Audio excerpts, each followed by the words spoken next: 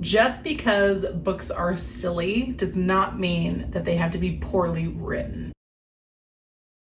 Hey y'all, welcome back to Lavender Book Company. I'm Kat. I'm a children's book author and illustrator, but I'm very inspired by the classics. So the books that I create pull a lot of inspiration from said classics. I just absolutely love everything about them. So on here, I just talk about creating my children's books, everything children's books, and growing my small publishing company and all that kind of fun stuff. So if that sounds fun to you and interesting to you, definitely hit the subscribe button. I would really love to have you stick around. I am closing in on 1,000 subscribers, which is just insane. I can't believe it. Thank you so much. Today, I'm really wanting to prove the point that you can own silly books in your home, but they can still be well written. So this whole idea kind of stemmed from the reel that kind of blew up on my Instagram. I talked about this whole reel in my last YouTube video. I addressed a lot of the major comments and things that people had. So if you don't know which reel I'm talking about, you can jump back to that one, but it's not necessary in order to watch this one. And also, side note, my kids found my microphones for my audio here, so I have no idea where one of them is. I need to hunt it down. I apologize if the audio in this video is a little different than my other ones. Hopefully it's not too bad, so sorry about that. So from that reel, it just kind of stemmed where I feel like people either have the misconception that you only have to have either high quality literature for your kids, where there's always some major moral, there's always some major lesson, or just the books are silly and you just have to totally discount them and they're just not fun to have at all. You can't have them at all. And I just totally don't believe that at all. So I wanted to show today some of the books we have in our home that have kind of silly storylines, or they have silly characters who have lots of humor. And they kind of hold those traits, and the stories are just kind of really enjoyable and fun, but they're all still written well, because there's definitely a difference between having a silly character or a silly storyline that's written very poorly and really repetitive and lazy writing versus one that's still written really well with just a fun character and storyline. So there is a difference, and I'm going to show you today. Now, some of y'all, as I'm going through this list, some of y'all may disagree as to, oh, that's not really a silly story. This is just what I think, okay? So just cool your jets, okay? Cool your jets. This is just my opinion as a mom, my kind of viewpoint, creating children's books and writing children's books. This is just from my viewpoint and my opinion. I think these are silly books that are written well. And for context too, if people don't really know what I mean by poorly written silly books, I could go on and on, but I don't really want to just sit and just bash a whole bunch of titles. I don't really think that's fair, because some people may own those books and they hold those books really close to their hearts. And so I try to be very careful of mentioning certain titles. But the ones that I have mentioned before in the past, and I'll mention those ones again, like Harold and the Purple Crayon, I don't think that book was written very well. I love the concept. I love Harold. I love the creativity. I loved all that. It was the writing that really got me. Unfortunately, I was really bummed out by the writing. It felt lazy to me personally. I just didn't enjoy it. It wasn't my favorite. I also really dislike, I might get people with this one. I really don't like Dragons Love Tacos. It is so redundant and so repetitive. I just cannot stand that book. And I'm sorry. I just can't. Okay, I just can't. That's just me personally. I just can't.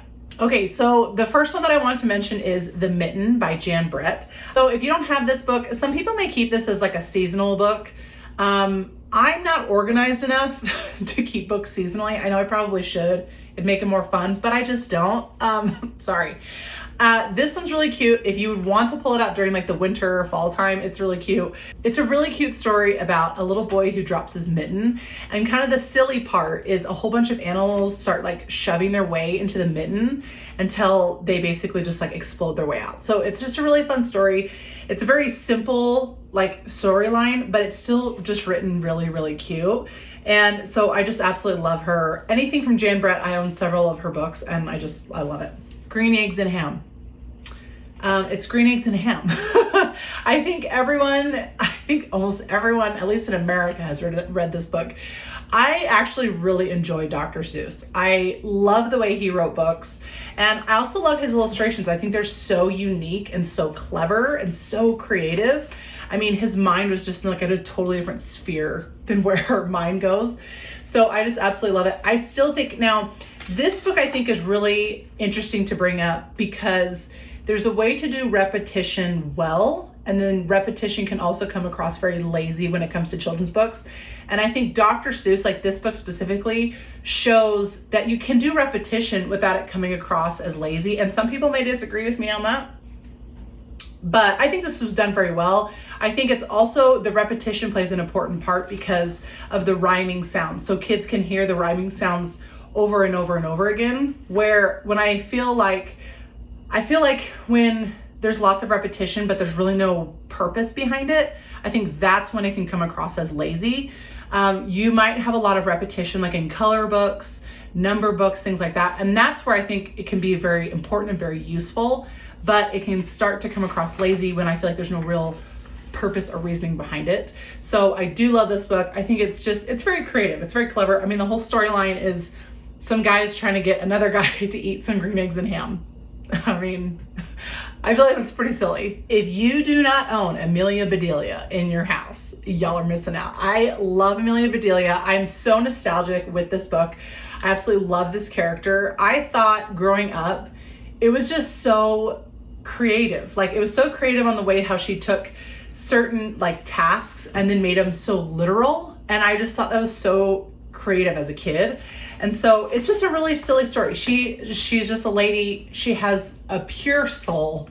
She's so innocent, so naive, and she's just really trying to do her hardest, but she ends up doing everything so literal, and then everything kind of backfires. So it's just a very fun story. It's a silly storyline, but I just absolutely enjoy it. And I think it's also written very, very well. I would just highly recommend this book. It's so cute. Okay, now this one, Ferdinand. So I actually really enjoy this book. I don't really remember reading this a ton as a kid. I don't know if I'm sure we have this book. I just don't think it was read to me a lot as a kid. Now, I think initially some people may think, oh, that's not like a silly book. But I think the whole character himself is kind of silly because it's this like oxymoron character where he's this like big, strong, mighty bull. But, you know, he just wants to just chill and like smell the flowers all day and just relax. And so it's just a funny book with a funny character. And I just absolutely love it. But it's also very simply written, but I think it's written really, really well. And yeah, I just absolutely love this book. It's so cute. If you have a daughter like mine who has tons of sass, then your child is gonna love Olivia. Okay, we have several of the Olivia books. I love Olivia. I read this as a child. Absolutely love Olivia, okay? She is so sassy. She knows exactly what she wants. And the thing that I love about Olivia, there's lots of jokes in here. And the humor is written in a way where I think both kids and parents kind of laugh at it, but for different reasons. Because for the parents, it's not like highbrow, but there's more, like it just requires more kind of understanding for some of the jokes, but then the kids kind of take on some of the humor as well. So Olivia she is so funny because she just has her own spirit about her, and sometimes her imagination can run amok, but that's totally fine. She handles it. And so she just has to learn through some different little lessons as well. So there is like little silly parts in here, like how she gets like very, very sunburnt and things like that. So I really love Olivia. There's some silly books, but again, written well. My kids lost the sleeve to this book. You guys know my hate relationship with book sleeves on kids' books. I absolutely hate them. But so I love, we do have it somewhere. I think it's in my son's room, but we have the If You Give a Mouse a Cookie book. And so I ended up just grabbing If You Give a Pig a Pancake book, just because. Now this book, I do like this book for a reason. Even though they are super simply written, I do like them because of the cause and effect storyline that they have.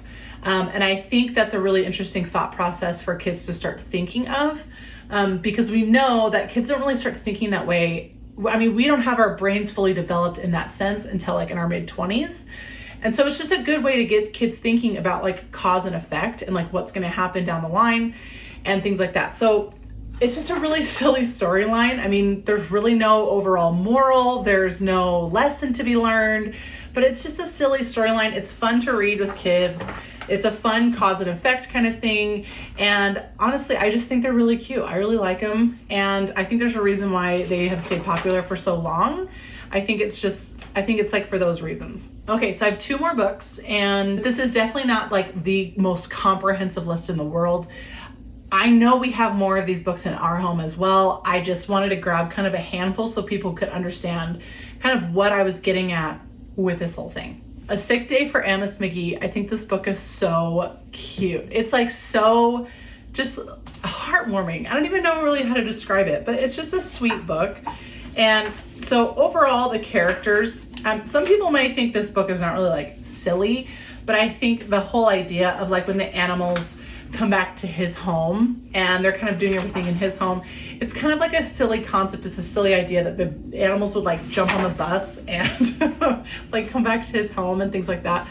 So I just think that this book is just really, really cute. I just have to say too, I adore these illustrations. I absolutely love these illustrations. They are so cute.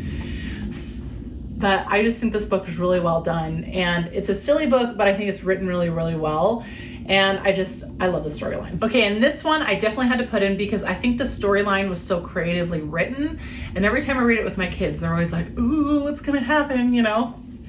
Blueberries for Sal. If you don't have this book, I would highly recommend this book. Sal and her mom go up to collect blueberries, and there ends up being kind of like a bait and switch without their knowledge. And so it's just kind of a silly story about, ooh, like what's gonna happen, you know, with the bears and all that kind of stuff. So I just absolutely love it. I think it's a funny book. It's silly. The storyline I think was really creative. The writing is very good. There's nothing that I have 0 issues with the writing on here. I think it's very age appropriate.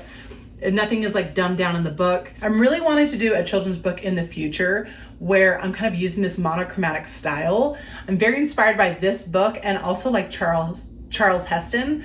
He has a very, very unique style. Like in his illustrations, he does a lot of like pen drawings, and I really want to use those styles like in future children's books just because I absolutely love them. But I would really, really recommend this book too. I think it was a really creative storyline, and I think it was just done really well. So that's what I have for y'all today when it comes to the silly books that I think are written very well. So let me know what you think down below. I'd love to hear your thoughts. Do you guys own any of these books? Do you agree? Do you disagree? Let me know your thoughts on this whole silly books thing. I know some people may think I'm kind of splitting hairs when it comes to certain things, but I really do think books are so important. And while there's nothing wrong too with owning just like Dragons Love Tacos, okay, there's nothing wrong with owning that book. I think it's important for us to have a variety within our at-home library because books are so important for kids, and we should never underestimate their power that they have for kids. And it's very wonderful to be able to expose your kids to different storylines, different writing styles, different illustration styles, and all that kind of stuff. So I'm very, very passionate about this topic. This is also why I got into making my own children's books. So this is why I go on and on about these types of things. So thank you so much for joining me. If you want to see more kind of behind the scenes on me making my children's books, kind of talking all things children's books and all that kind of fun jazz, definitely subscribe. Throw me a like if you appreciated this video. I'd greatly appreciate it. And I will see you guys in the next one. Bye.